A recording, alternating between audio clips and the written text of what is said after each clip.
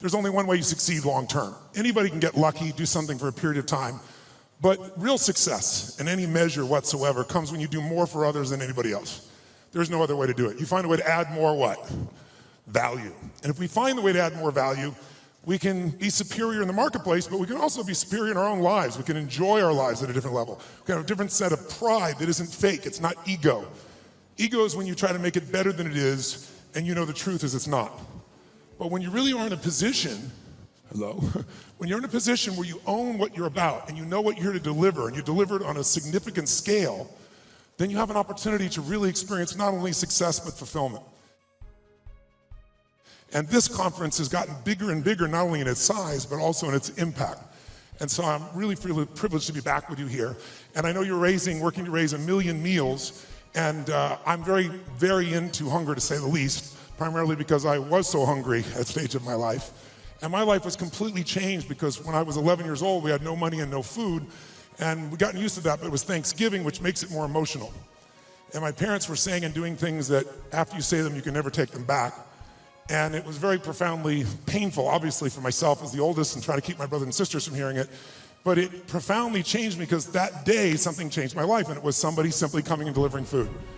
And it wasn't the person, wasn't giving it, it was a delivery guy. And it wasn't a happy moment for my father. It was interesting. My mom and dad are yelling at each other. My mom's saying things to my father, "You haven't taken care of us." Pretty painful moment. And the door happens, and I go to open the door, and there's this tall guy standing there with these big bags of food, and on the ground beside him he had this pan with an uncooked turkey. And he said, "Is your father here?" And I said, "Just one moment." And I sprinted to get my dad, thinking this was going to be the most euphoric moment you could possibly imagine. Like God had come by and surprised us, somebody cared about us, whatever you wanted to frame it. And my father came to the front door begrudgingly. When he saw the man, he got very angry. And he said, "We don't take charity." And he went to slam the door. And the man was a very tall guy, and he put his arm or shoulder against it. It kind of bounced off of him. And he said, "Sir, this is not charity. Everybody has tough times. And somebody knows you're in need, and they want you to have a beautiful Thanksgiving. Please accept this gift." And my father got even more intense and started saying, "I don't accept charity." And this time the man put his foot there and it bounced off of it. And then he said something to my father that I thought my father would hit him. He looked at my father and said, and he looked at me in the background and said, "Don't let your family suffer because of your ego." It was intense words to say. My father didn't know what to do. He grabbed the food, he slammed it down and slammed the door. And I tell you the story because everything in our life is controlled by 3 decisions.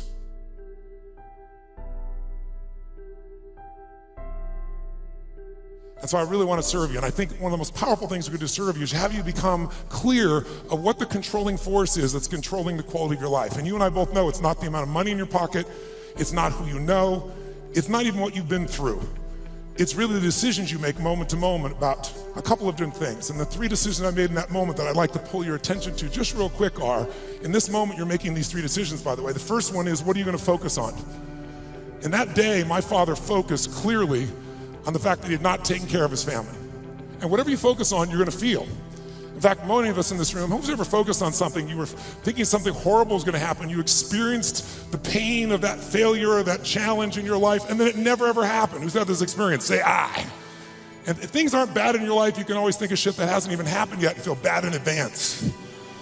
But many people do. Because whatever you focus on, you'll feel. Write it down. Focus equals feeling, because if you start to take control of your focus, you take control of your life. But that day he focused on the fact that clearly he had failed his family, and that was the meaning. The second decision you make is, what does it mean? As soon as you look at something, think about something, focus on it, you gotta decide, what does this mean? Is this the beginning or the end? Is this punishment and reward? Is God trying to hurt me or trying to challenge me? Or is this nothing to do with God? I was just being a lazy bastard. Right? The meanings we give to things control our life. If you think it's the end of a relationship, are you going to behave the same way as you think it's the beginning of a relationship? In the beginning of a relationship, when you're totally in love with someone, what will you do for them? Tell me, what will you do? Oh, come on, guys. What will you do when you're totally in love? Shout out, what will you do? What? What? Make the sound of what it's like when you're totally in love out of your mind. Just go ahead and make that sound like a primal sound of what that feels like. Just go for it so we get some energy in this room. It's been a long time for some of you, I can see really clearly. Let's try this time. How about totally love and passionately desiring this person? Like you can't wait to touch them, make love to them, be with them. Make the sound of what that would be like. Go ahead, nice and loud, go ahead. So when you have the meaning that this is the beginning of the relationship and this person's the most incredible thing and you will do what for them? What will you do? Anything. What if you were that way with your client? What if you're that way with your internal customers, because your partners, you go, well, we'd have real sexual problems with HR, that would be a real challenge. But if your commitment was the same, when you're in that place you do anything in the beginning of a relationship, if your partner said, would you take out the trash? What do you say? Take out the trash. Happily. But after about 7 days or 7 weeks or 7 months or 7 years or 70 years, one day someone said, would you take out the trash? You go, what do I look like, your janitor? You go, what happened to our passion? I'll give you a clue. If you want a relationship to last, if you think it's coming to the end, do what you did in the beginning and there won't be an end. Because when you think it's the beginning, you behave differently than the end. The meaning we associate to things controls our entire lives. It's not that your mother or father died that's giving you suffering. Certainly that's painful. It's the meaning you think it shouldn't have happened. And when we take control of the meaning, it's the only thing we can control our lives. We can't control events. And we're living now where technology is happening so rapidly. It's magnificent what it does for our lives. But we all know with that technology, our psychology is not developing as rapidly. And as a result, the world's changing. And there are a lot of us that have learned to engage with technology and use it to maximize, most people in this room. But there's lots of people who use technology to disengage, to be harmful to themselves and to other people. It's not a one-way street. So I'm interested in how to maximize the psychology side, and that's why I'm sharing this with you, so you can increase both your leadership skill, but who do you have to lead first to be effective, my friends? Who? Yourself. And so good to see, what's controlling you? Well, what I'm focusing on is controlling me. You can focus on something and make yourself crazy. You can focus on something and make yourself great. In this moment, you could be worried about Ebola, because we all know it's coming. People are freaked out all over the world. 36,000 people die a year of flu, and the whole world is focused on Ebola. Because the news is not designed to inform you, it is designed to startle you. Because that's how you sell things. So if you let someone else take control of your focus, your life will be in someone else's hands. So first decision is what you're gonna focus, second meaning. My father that day focused on he hadn't taken care of his family, and the meaning was, I know what it was because he said it out loud, that I'm worthless. Now when you come up with a meaning, it produces an emotion. And if you and I wanna look at the quality of our life, there's only a way to define it. One way really, that's real. How do you feel every day? If every day of your life you got $1 billion and every day you feel guilty or angry, by the way, nothing worse than an angry rich man or woman, isn't there? You just want to slap them, don't you? How do you have the right to be angry? But they find a way. But if you got $1 billion and you're angry and you're pissed off and you're guilty all the time, what is the quality of your life? Angry, pissed off, and guilty. If you have nothing, I live in Fiji a portion of the time, I have a home there and a resort there and kind of 2 families of villages there that I interact with the last 25 years. And when you go to Fiji and you walk down the street or you drive by, people jump up and they yell, bula, bula, bula, which means welcome, be happy, we love you. And you drive by 5 minutes later and they jump up, bula, bula, bula. And you're going like, what drugs are they taking? No one's paying them.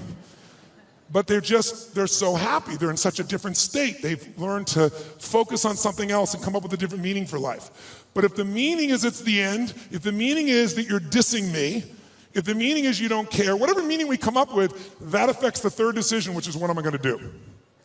And what people do is based on the meaning, because the meaning creates emotion, right? You can be miserable no matter what you have, and you can be euphoric having nothing. We all know it's true. In fact, is it possible to learn to let, for example, all hell could be breaking loose around you, and you could just be sitting in a chair in this centered space, all hell breaking loose, and you could still feel great? Is that possible, yes or no? Yes or no? Sure, but you and I live in a Western culture where if you sit and bliss out, people come and take your furniture.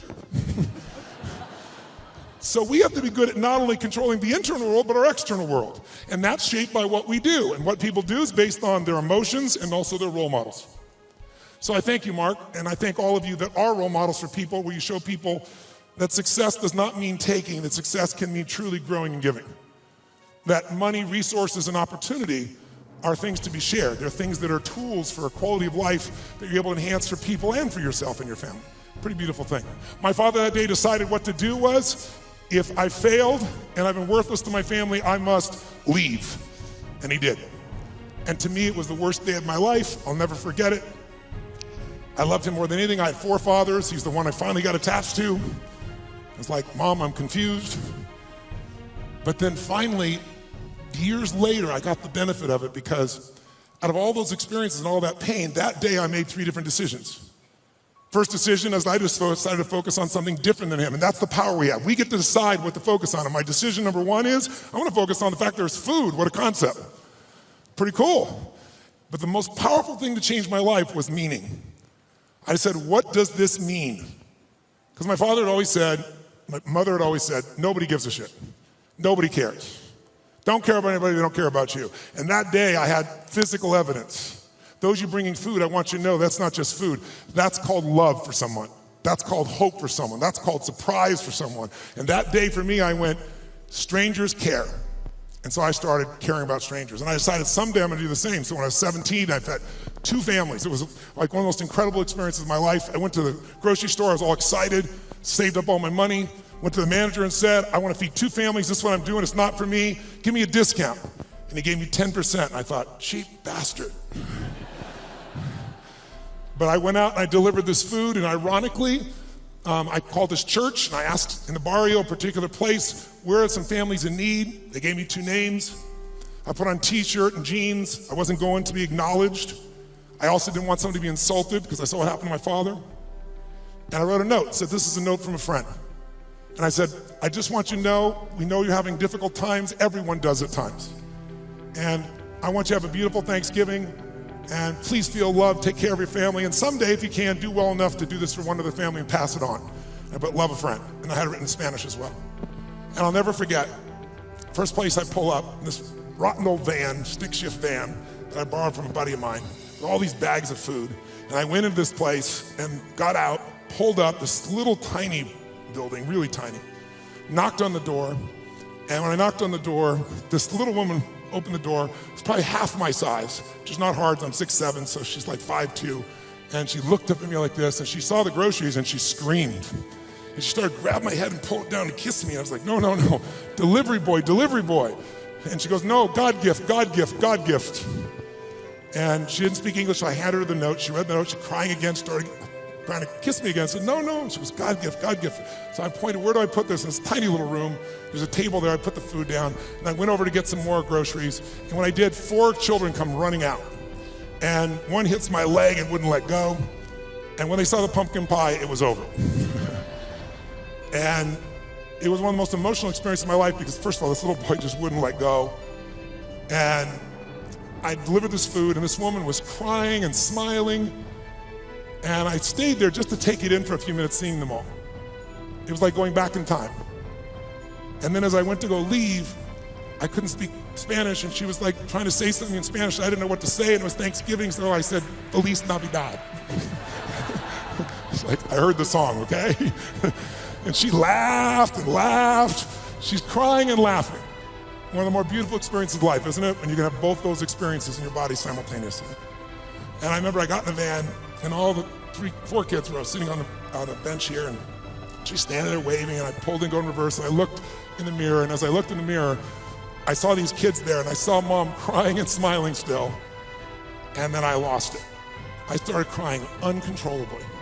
And I'm like trying to put the thing in gear, through tears come through my eyes, and I thought to myself, what? I mean, this is a beautiful thing, why am I crying? And then I realized what a gift that day was. I realized that my worst day of my life was my best day.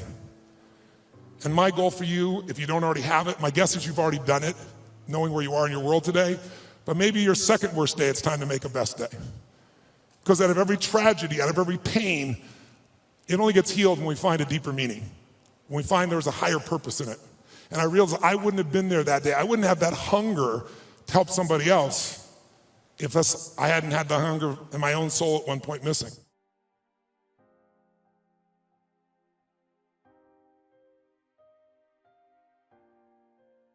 You want to use money, not let money use you.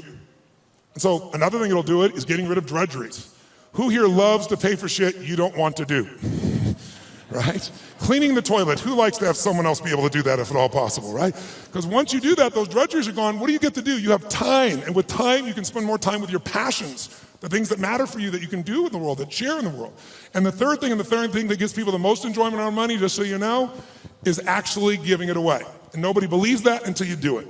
Now, if you don't give a dime out of a dollar, you're not going to give 100 million out of a billion ever. Don't kid yourself. So the place is to start wherever we are. And if you do, I think you can find there's enormous enjoyment in that process. And I think you'll also find that if there's somebody you love, you do something for, it's even more. So that's why I'm here. And I want to now make sure in the time that you're here, let's kick this in gear and let's talk about 3 things that can truly change the quality of your life.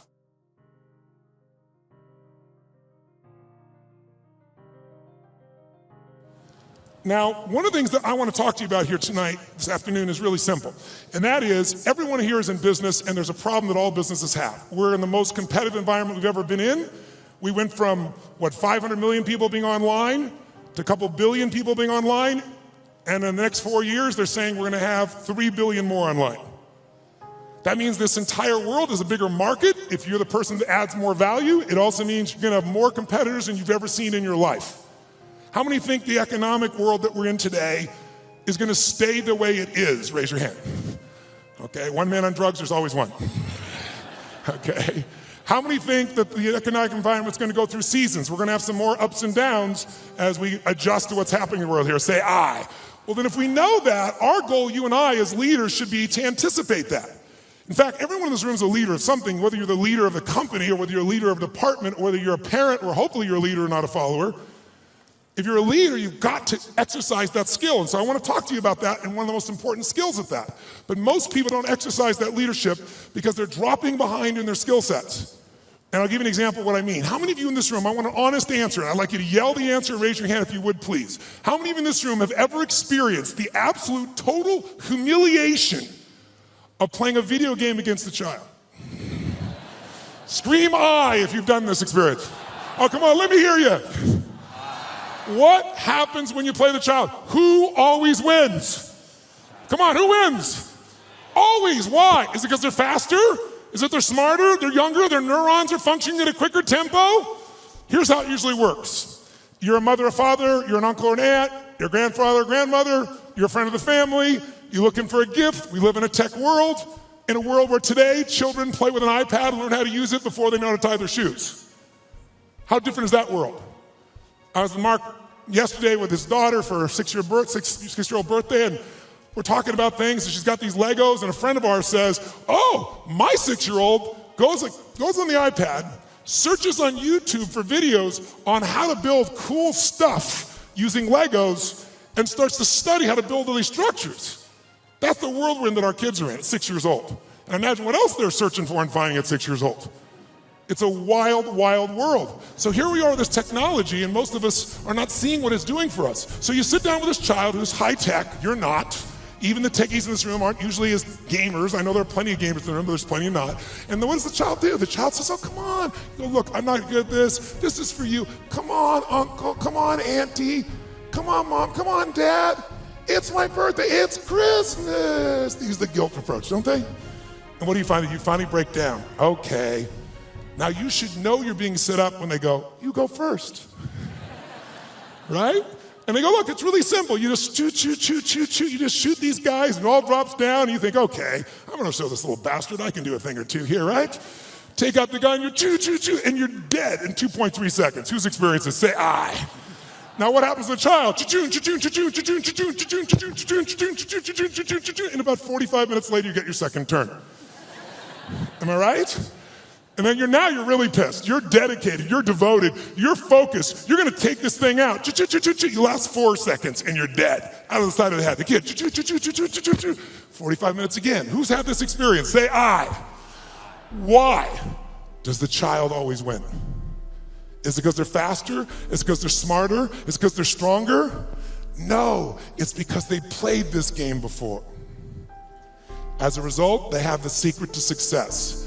They know the road ahead. And if you know the road ahead, you have an incredible power called anticipation.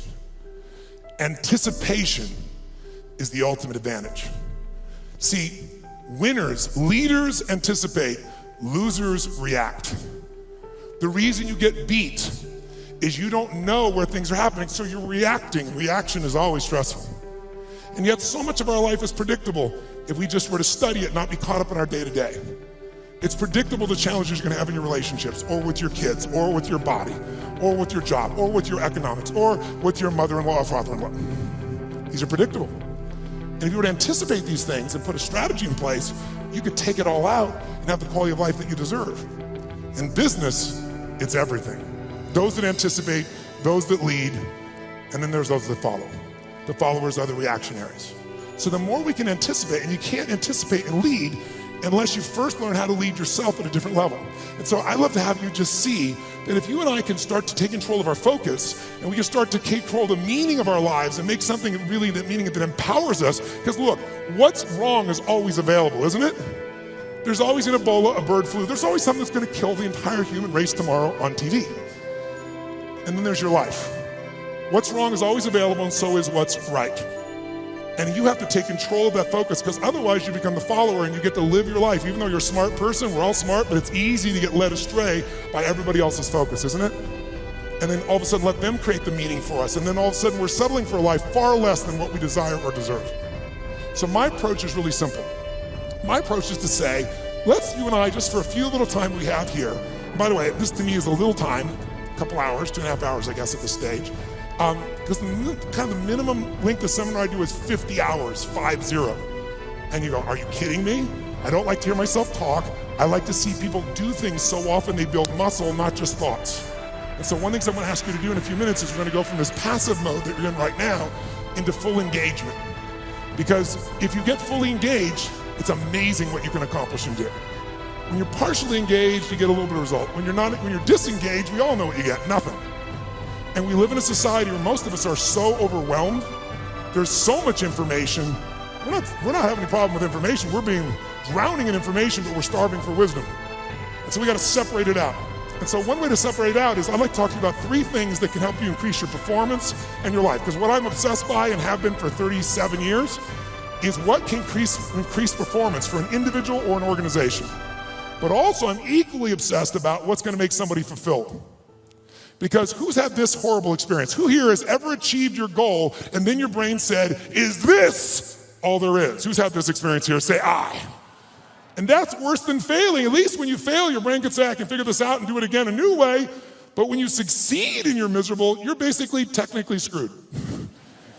So what I want to make sure that you and I do is we set ourselves up to be able to win. So there's 3 things I'd like to walk you through. 1, I'd like to walk you through how to the competitive edge that's going to get you both the performance you want at the highest level and also the fulfillment you want. Because if you want to know my view, I can tell you there's 2 master lessons in life. Lesson 1 is the science of achievement. If you want an extraordinary life, if you want a magnificent life, which by my definition has nothing to do with me, it's life on your terms. Some of you, what's an extraordinary life? It's having a cool little company. For some of you, it's having a big billion-dollar company. For some of you, it's not a company, it's 3 wonderful children that you totally love and adore and spend time with. For some of you, it's poetry. For some of you, it's making a difference in the environment. It's different for all of us. It's life on your terms. But if you're gonna have an extraordinary life, you need to master, number 1, the science of achievement, which most of you are damn good at or you wouldn't be in this room, right? You know how to go from where you are, have a vision, make it real. Speeding that up, that's my business. And when Mark talked about it, he actually showed me the other day, we were together a couple days ago, and he showed me the very first day he did his V2 Mom, which is really a simple way of saying, what do you really want? What's your vision? And your values is, why do you want it? And walking through the obstacles and the solutions and strategies to get where you want to go. And he showed me on the back of an American Express bill where they designed on the very first day, Salesforce. And there you see that day where he engaged. He engaged in his vision instead of settling for a life that someone else had designed. He had a great life, extraordinary life. Top guy at Oracle, working for one of the most brilliant people on the face of the earth. Can you imagine how hard it would be to leave there and start something from scratch? But he had something larger that he wanted. So how do you do that? How do you get yourself there? You gotta understand the science of achievement. But I know so many people I get the call from, most successful in the world, business person, politician, leader of some sort, economic leader, financial trader, and they call me up and they want me to change something in their business, but I know what they really want. They really want to find fulfillment still. Because success without fulfillment is the ultimate failure. Who's with me on this? Right? You make everybody else feel great. I mean, it's a horrible example. I hate it. But we all know an extraordinary spirit that took his own life just recently, probably lit up more human beings than almost anybody alive when it comes to humor and joy. He made everybody else feel happy but himself. It's sad. You don't want that to be you. If there's any gift he can give besides his joy, is the evidence of what you don't want to move towards. Nobody in this room is going to move towards that, but we do it at a little level. We die a little bit along the way by giving up what we really desire and believe in. And my goal is to make sure to see if we can wake that up. So, and by the way, fulfillment is as unique as there are people. Achievement, there's laws, right? You do this, money, there are laws. Your body, there's laws. We all have biochemical, special, unique identities, but there's certain fundamentals. If you do them in mass, you're going to be overweight. If you do them differently, you're going to be fit and strong. Same thing with money. But fulfillment is as unique as art. Art is what one person thinks is beautiful, somebody else can think is ugly, and that's perfectly fine. Have you ever gone to an art museum and you see this big red square and they go, $10 million, you go, you gotta be kidding me. $10 million for that frickin' square? I'll draw you a square. But someone else, no, look at the texture, the taste, the flavor, I can taste the paint from here. They have a different way of being fulfilled, right? So those are the two kind of lessons of life. So this is what I'd like to do to help you with both those today, if you want to play with me. Number one, let's take a look at what will give you the edge. Who's up for having a competitive edge in anything you do? Say I. And it's not BS and it's not positive thinking, it's something you can test because the edge is what's going to get more out of you. Second, I'd like to show you how to create a breakthrough. Who here has an area of your life where there's something you've struggled with for a while and you're sick of struggling with it and you're sick of making excuses and you want to actually change it today? Who's got one of those in your life? Say I. If you want to play full out, I can show you that. And the third element really affects the other two, and it's really the one that affects business and life, and that's the power of engagement. All of these are tied to engagement. And I'll tell you what triggered me on this, is thinking about how could I add the most value here? And engagement is one of those, new flash words in the corporate culture we all hear about, full engagement, partial engagement. But it's really true, engagement plays such a huge role, and some of the studies that are out right now are mind-boggling. Have you seen the recent studies that they've done? 142 countries asking workers around the world, how would you describe yourself? Fully engaged, partially engaged, disengaged, aggressively disengaged. And guess what they found out? Throw it up there. Around the world, in 142 countries, they found out that 13% of employees worldwide said they were actually engaged in their work. Now for us in this room, you'd say that's absurd, there's something wrong with the survey. Well, you'd be right. In a room like this, it's full engagement, or at least a lot fuller engagement. America has the highest engagement of any country in the world, it's 29%, which sounds so much better when you're 13. So which would you rather have, a punch in the face or a kick in the stomach? But let's flip that around and say, what does that really mean? It means 71% of people are disengaged at work in the richest, most powerful, most influential country in the world. It's mind-boggling. Now, if it was only one study, you'd say, it was a partial, but you can see study after study coming up with similar numbers, slightly off, but pretty much the same ratios. Now, here's what's really interesting. Of those 71%, there's a group in there, about 24% of them, that are actively disengaged. You know what that means? That means they hate what they do, and they hate you. Now, this is pretty important, isn't it? They hate what they do, they hate you, and they will actively work to disempower the organization. Who has ever bumped into one of these humans? Raise your hand, say I. Okay, so when you bump into these humans, it's not usually a pleasant experience, and we all know they're out there. And by the way, how much damage can they do in a world that has, social media everywhere where good news travels fast and bad news travels faster, and people don't care what the truth is afterwards. It's a cool story, it makes it go. So this is an area that if you're going to change your business, you got to make a difference. So here's what I'm looking at. What makes the difference in people? What makes the difference in an organization? And I would submit to you that it isn't getting a head start. You can find individuals who you give everything to. You can love on them, give them a great education, they get a great economic background, and they can spend the rest of their life going in and out of rehab. Who's seen this before, knows what I'm talking about? Say I.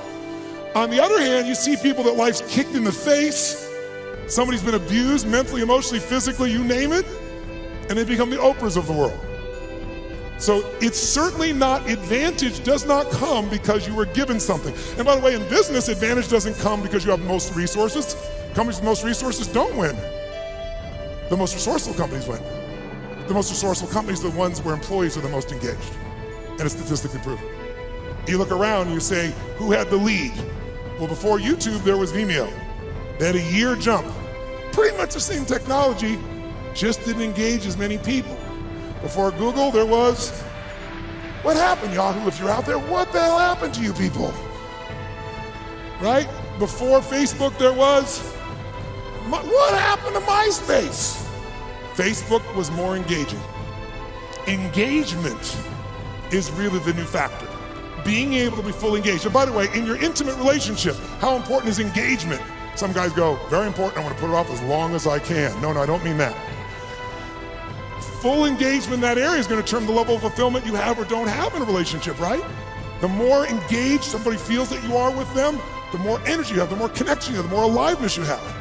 So part of what I'd like to kind of like experiment with here is kind of discover what creates engagement for real with you, what creates disengagement, because these are huge factors. Because if you understand what they are, your level of performance, your level of results, your level of leadership, your level of joy will change very, very radically. Who's with me that engagement is not just a term, but something that can make a difference in your body? Let me see a show of hands, say I. Now, I'm asking for your hand raised for some engagement. Because here's what research shows. If you listen to me passively as I'm talking here, guess what? Within a month, if you just listen, sit passively, which most of you are doing, there's nothing wrong with this, what you've been doing your whole life, what you've been taught to do, you'll remember about 10% of what I say 2 months from now, which basically means you wasted your time today and I wasted mine. 10%. How many came here because you want to learn something, do something, change something, make something stronger or better? Say I. If that's true, then if all you do is take notes, which I don't see anyone barely doing, oh, thank you very much, a few of you. I stand corrected. Then nudge the people on either side. What's wrong with you, bitch? Come on, where's the notes? Right? Because I don't know anybody who's got that great a memory. In my entire life, I've kept journals. Because here's what I learned early on. Writing it down, if I never look back and read it again, the physical act of writing it down drives the groove deeper. Repetition is the mother of skill. You look at anyone who's masterful, why are they masterful? Why can LeBron James do what he can do? Because he's done it a few million times, right? You know, Kobe will go out and make 300 shots before he will leave that floor every day. 300 shots. The same freaking activity. Most people in tech world, oh, I heard that story, I know that thing, oh yeah. If you're not doing it, you don't know shit. You understand. And understanding in $3 will almost get you a Starbucks. If you're gonna master something, you need to get the repetition where you get it in your body and you bring emotion to it, and enough motion, enough repetition, it gets in your body, and now it becomes physical mastery where you don't think about it and you just do it. Mastery is tying your shoes. Most of you can do this, chew on some gum, send a text simultaneously. Not some people leave their tongue out while they're doing it, but you get the idea. If you do something enough, and you're confident enough, you're certain enough it's in your body, that's mastery.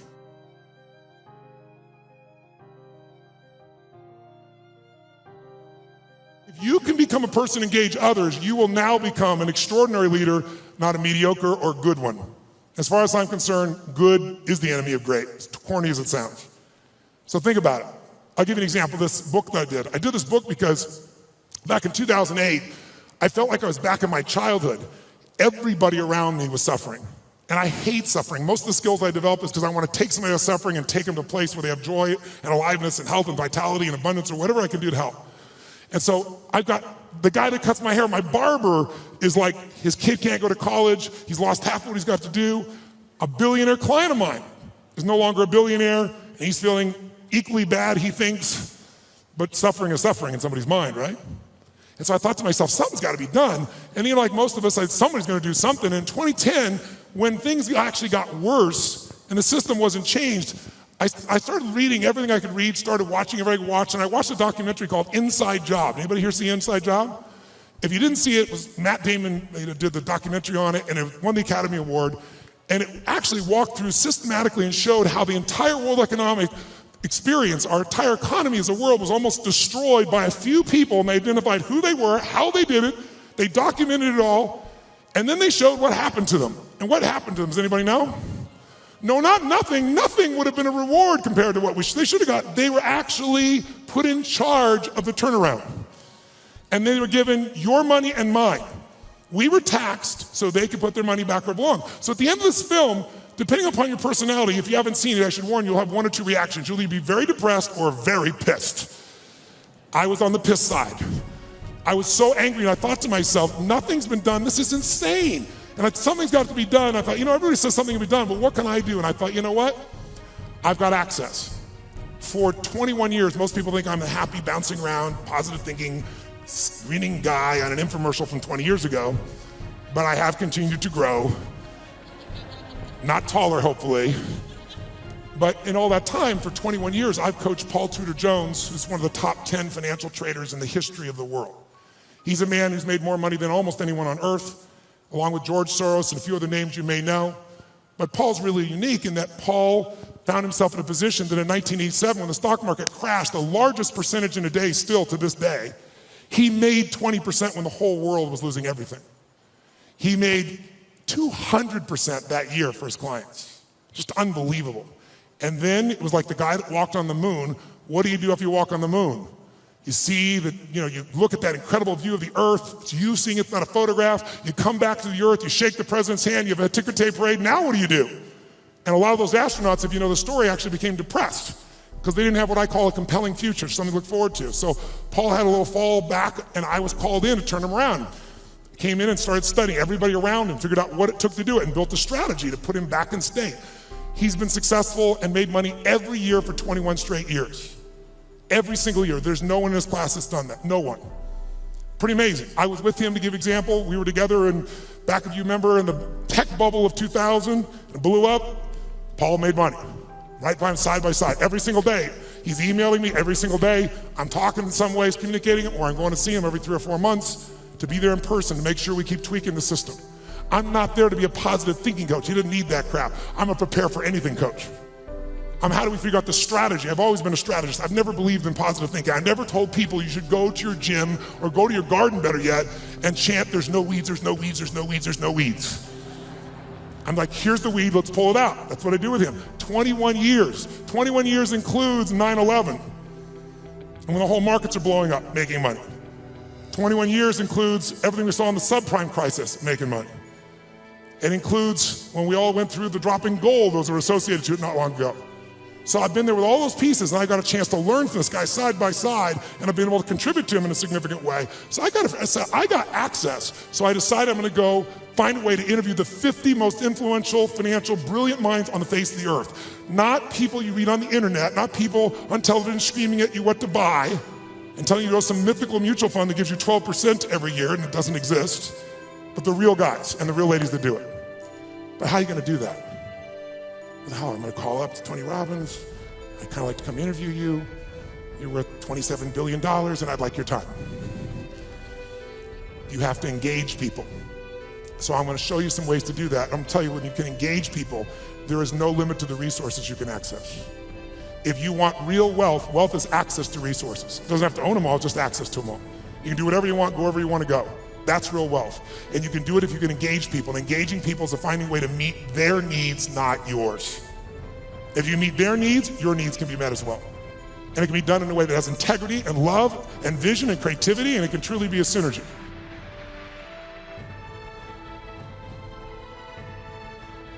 Engagement, you can get anything. But engagement, I want you to define it, I want you to experience it. And so what's the first thing that allows you to engage somebody? What's the number one thing? Right now, if I said to you, what is it? How many think Mark is a fairly engaging guy without blowing smoke? How many have to say this guy's pretty damn engaging? Say I. What makes him engaging? What makes somebody you find engaging? What makes them engaging to you? What is it about them? Think about it. Say it out loud. What makes somebody engaging? They're positive? What's that? Eye contact makes somebody engaging. She's talking about another level of engagement. I can feel it right now.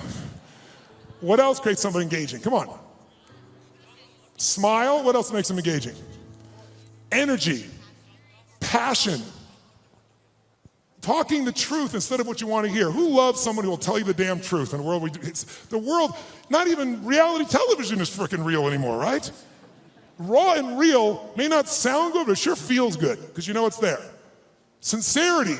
When you feel like somebody, how about caring? When you feel like somebody truly cares about you, does that make it engage more? Right? What makes something disengaging to you? What makes you disengage with someone? Lying? When you can't trust them? Arrogance? When they try to control you?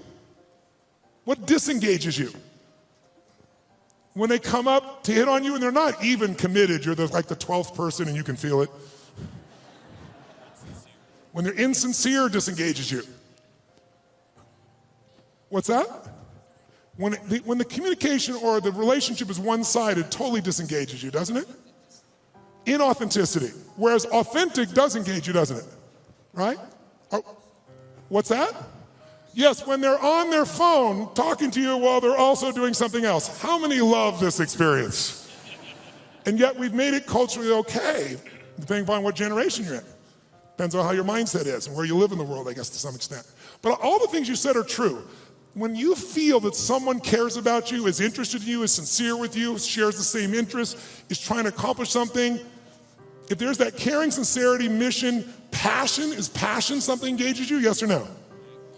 And then disengagement's the opposite, but all of them start with one thing that I want to do right now so we can shift this gear, because you've been sitting way too long and so quietly, you've been so nice, but this passive learning has got to end now. I just did it so it wouldn't feel jolting when we began. Now we can step into the real game. And here's how I want to do that. First of all, energy. Energy is the base. How many agree energy is engaging? Say I. If you want to change something in your life and you are what I call energy poor, low energy, are you going to follow through, yes or no? You love your husband or wife, but you're exhausted. Love, okay. There is no passion. There is no intimacy without energy, am I right? You're not going to go to build a business without energy. You see this crazy man, he's filled with energy, day and night and day. It's Richard Branson. How much energy does that man have? He's insane in his energy. Anybody I've ever met who really has this compelling ability to engage with people, it's energy, but are they born with it? Some maybe, most not. Because I've interviewed them, I've seen them, and I also see some of them like Richard. Richard is a ball of fire of energy, and then he's not. He's actually a very internal guy in many ways. He's external when he wants to go do something. He's crazy and willing to risk his life. Not in business. In business, he goes, okay, I'm going to take Virgin and make Virgin Airways, so how can I lose? Oh, I'm going to make a deal with Boeing that if they fail, I get to give them the jets back. That's how he thinks. In his life, let me go in the middle of a balloon in the middle of the sky and hope shit happens. The point is, engaging people have that kind of energy. It doesn't matter who they are, they have that kind of experience. So what you and I got to do is we got to tap that out. So how many of you have had times when you were in the flow, where energy was going through you, like you didn't have to think about it, the right thing was said, the right thing came out of you? Who's been in this place before? Say I. Oh, come on, say I. Who's ever had a time where you did something, and after you did it, you thought, I can't believe I said that, I can't believe I did that, that was so stupid. Who's done this before? Say I. Who's done something where after you did it, you went, that was me. I don't know how I did that shit. That was cool shit. Who's ever impressed yourself? Say I. Now you're the same person. How come one situation you're an idiot, the other one you're brilliant? Who's ever forgotten how to spell your own, how to remember, let's say, your own email or your home phone number, or how to spell a difficult word like the? Let me see your hands here. In fact, phone numbers are crazy now for most of us, right? Because now we have this outboard brain. If we lose this brain, we're screwed. I don't even know how to call my mom, for God's sakes, right? You don't know what to do when you don't have this thing. So the point of the matter is, if we increase the energy, it'll work. So now here's the thing, where does energy come from? Does energy come from sleep? Yes or no? Really? Who here has ever slept 8 hours and still been tired as shit? Let me see your hands right here. Okay, so that wasn't it. Right? Is it food that gives you energy? Really? Really? Thanksgiving's coming. I know what you're going to do, right? You're going to get to Thanksgiving. It's about giving thanks. You're going to take care of this nurtured body of yours. You're going to say, no, give me the vegetables, a little this, a little that, right? Now, what do people do at Thanksgiving? What do they do? Eat everything within reach. And when you're totally stuffed and you can't have another bite, and you say, I'll never what? I'll never eat again. And somebody goes, pumpkin pie? You go, okay. Come on, who knows what I'm talking about here? And by the way, what happens after? You feel like going for a run? What do you want to do at the end of that meal? Tell me what. Who here has ever fasted for 5, 6, 7 days or more, gone on a fast? Does your energy increase or decrease as you no longer eat? Which one? Increases massively. So if it's not food and it's not sleep, don't get me wrong, those are useful, then what is it? The answer is, it's psychology. It's a mindset. It's a decision inside yourself where you say, I will no longer tolerate low energy in my life, because low energy equals shit relationship. That's a technical term. Low energy means low, lousy business. Poor energy means I no longer have the impact on my children. Someone else with greater energy is going to.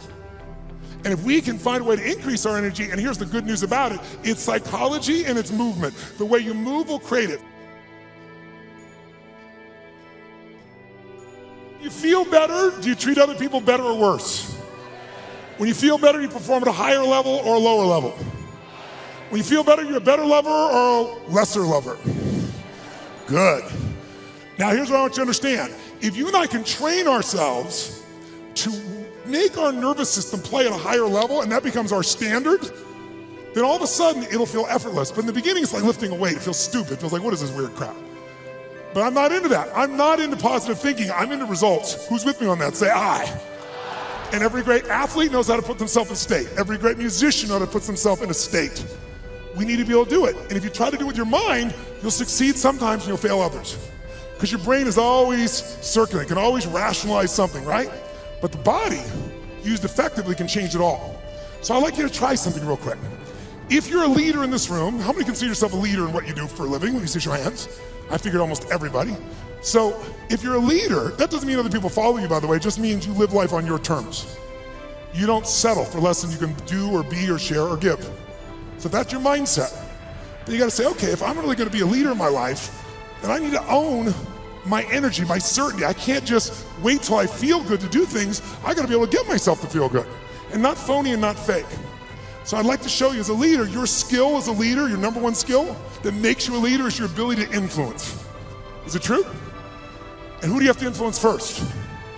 That's right, if you can't influence you, you're gonna influence somebody else. But your ability to influence the thoughts, the feelings, the emotions, the behaviors of other people. If you do that, then you will be able to engage the world and yourself. So how do we do that? Well, to influence other people, hear me now, to influence other people, you have to know what already influences them.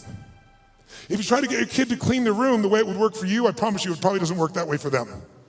Everyone's different, but there are some universals, and one thing that influences all of us is our state. If you're in a pissed off state, if you ever had a friend do something nice and you're in a pissed off state and you snap at them and you feel bad later on, it was just the state you're in, who knows what I'm talking about here? Say I. So we need to train ourselves to be in a better state. And the second thing that affects what we do long term, besides our state, that's what affects things moment to moment, is we all have a set of beliefs or expectations, or we might call it a blueprint for how life's supposed to be. When life is in alignment with our blueprint, we're happy. We're not, we're upset. Sometimes there's nothing wrong with life, we just need to update our blueprint.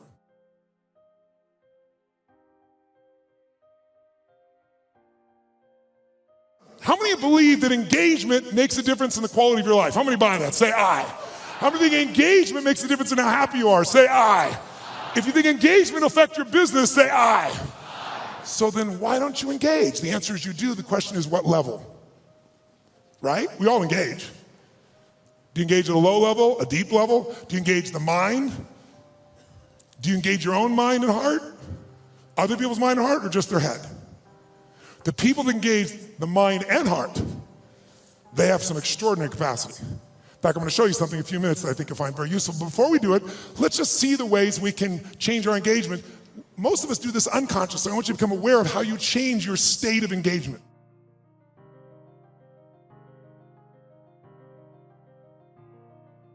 Right? So we're not afraid. Fear is not a word for an achiever. We just get stressed. Stress, by the way, is the achiever word for fear. You go, no, I'm not scared. I just have to get these things done. I'm stressed out. All these things are done. Well, what if you don't get them done? I have to get them done, but what if you don't? Well, then the thing will fall apart. What if it falls apart? Well, then it'll fail. What if it fails? Then I'll be a failure. If I follow the trail of your stress, it will bring me to your deepest fear. So if you own your fear, you can figure out where it is and actually how to change it in seconds. And when fear is no longer around, fear is your only enemy. Because when fear's not there, nothing stops you. Who's with me on this? Say I. But we don't call it fear because that doesn't seem cool to us. We're all adults. But kids, will kids show their fear? Oh yeah. Right?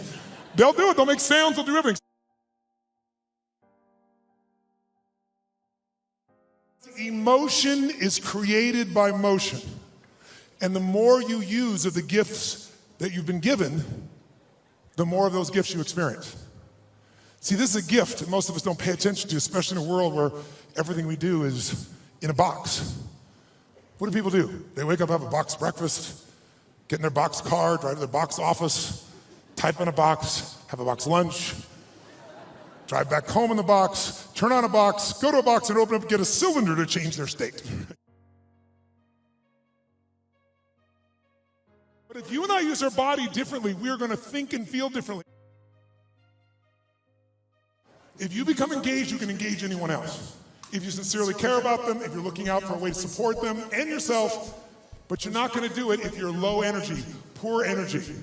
You want to be energy rich. Now, if you do this and you sit down and you don't drop out of state, this energy is still available to you once you turn it on. How many, by the way, feel like sitting down right now? How many feel like rocking and doing something? Let me see your hand. Say, ah. Because life is momentum, isn't it?